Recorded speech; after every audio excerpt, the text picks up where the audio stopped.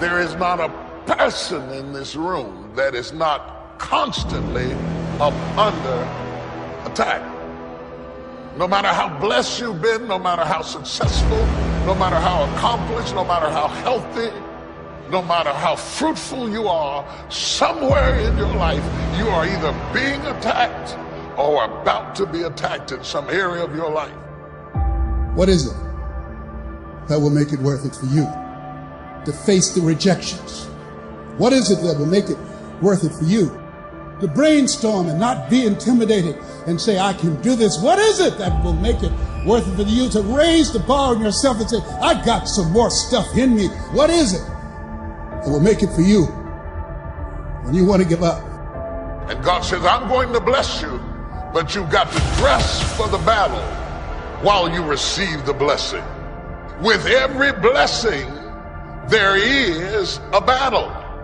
I would venture to say the greater the blessing, the greater the battle. The enemy would not send that level of battle against you if there were not that level of blessing before you. The level of battle you face is an indication of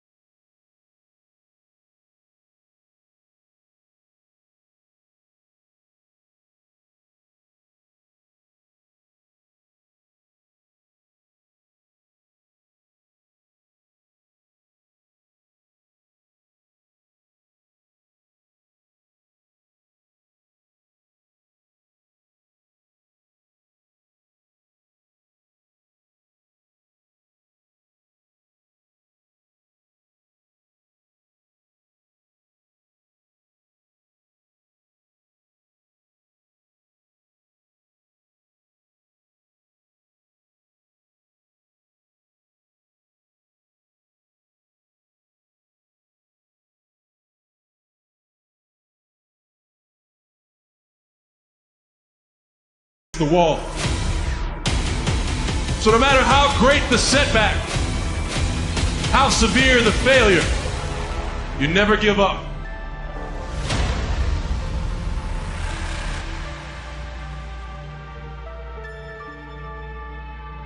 Grab and seize this opportunity like you've never seized anything in your life before to make something remarkable of it. Take advantage. Don't be lazy, especially in the spring. Don't be distracted, especially in the spring. You've got to take advantage of every spring that comes because there's only a handful. Life isn't forever. It finally comes to an end. One of the Beatles wrote, all things must pass. The sunrise doesn't last all day. Spring doesn't last all summer.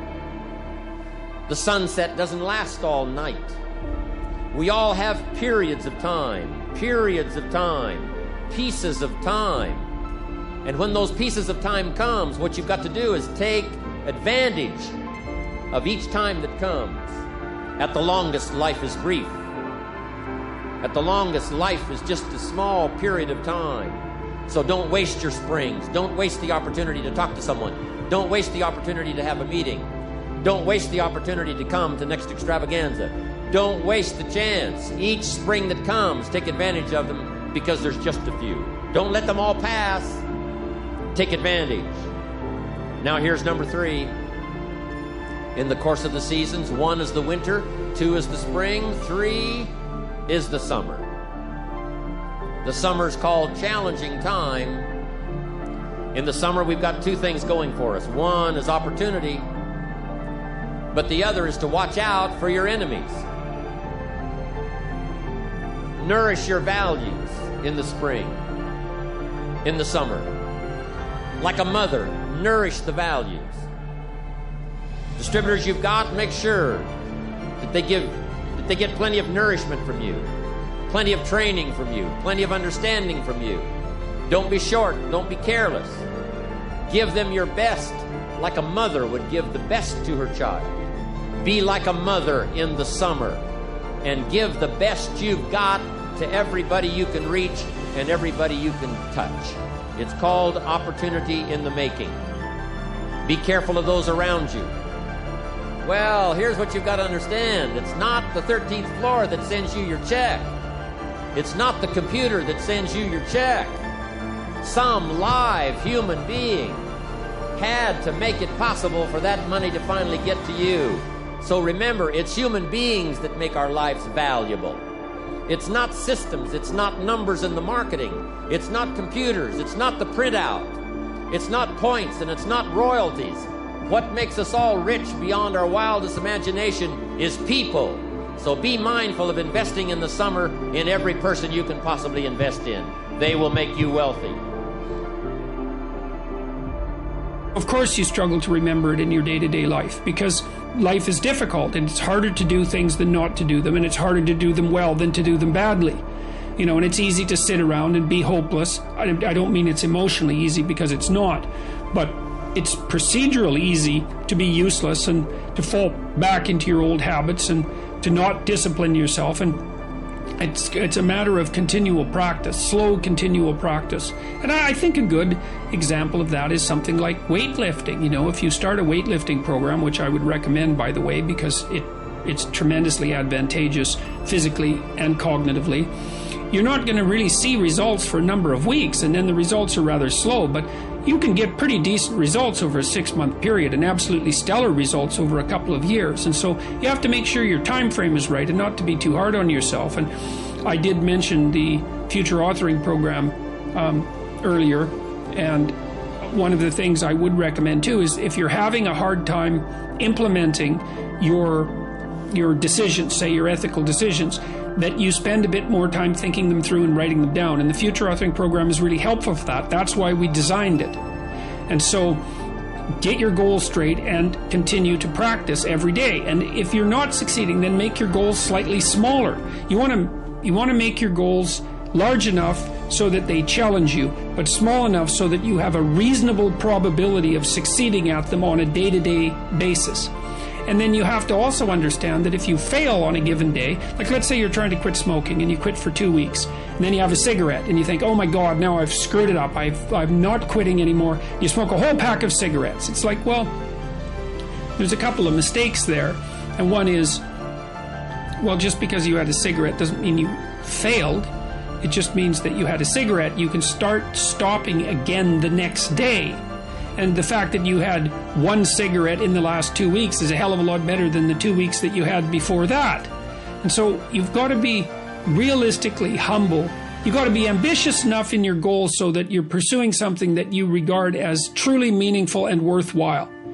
You know, and maybe you can judge that to some degree if you think about someone you love attempting the same thing and think about how you would feel if they managed it. And if you would feel good, then that's probably a good what would you say? That would be a good evaluation strategy to use on yourself. So you want your goals to be of sufficient nobility so that you can live with yourself properly if you're pursuing them, but you want them to be small enough so that you have a reasonable probability of implementing them. If you're having a discussion with someone and they're talking about things that don't have those characteristics, right, that they haven't made personal, then the conversation is almost never interesting. It's because the person they really are an empty shell through which ideology, cliches and slogans are pouring.